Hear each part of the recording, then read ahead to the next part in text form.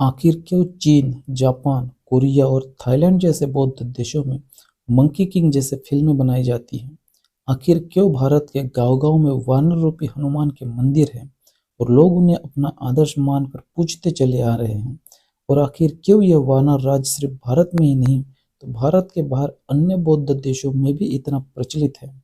इन सभी बातों का मुख्य कारण है बुद्ध की जातक कथाएं। और क्योंकि भारत ये पहले बौद्ध देश ही था और भारत से ही बौद्ध धर्म अन्य देशों में प्रचलित हुआ था, इसलिए ही बौद्ध धर्म के साथ ही बौद्ध जातक कथाएं भी उन देशों में प्रचलित हुई थी और साथ ही बौद्ध कला और शिल्प भी। और इसलिए ही बौद्ध शिल्पों में जो वानर राज के सीने में बुद्ध बताए जाते हैं, उसका सही अर्थ वानर राज के अवतार में स्वयं तथागत बुद्ध ही होता है। और इस बात का सबूत वानरिंद जातक, कपितक जातक और अन्य जातक कथाओं में उपलब्ध है।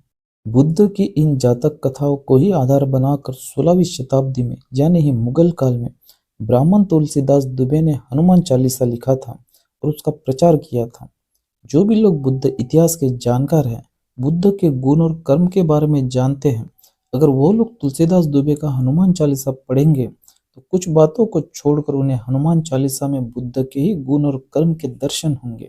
जैसे कि हनुमान को दुख भंजन कहा गया है और बुद्ध भी दुख भंजक ही थे। जैसे कि हनुमान को अष्ट सिद्धि के दाता कहा गया है और बुद्ध भी अष्टांगिक मार्ग के निर्माता और उपदेशक ही थे। जैसे कि हनुमान को ज्ञान गुण सागर कहा गया है और बुद्ध भी ज्ञान और गुण के सागर ही थे। और एक खास बात यह है कि हनुमान चालीसा में हनुमान को घुंघराले बालों से सुशोभित कहा गया है, मगर आपको किसी भी शिल्प या चित्र में हनुमान के घुंघराले बाल नहीं मिलेंगे।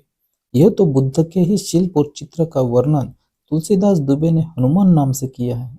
वह कहावत काफी मशहूर है ना कि चोर कितना ही शातिर क्यों ना हो, वो कुछ ना कुछ सुराग पीछे छोड़ ही देता है।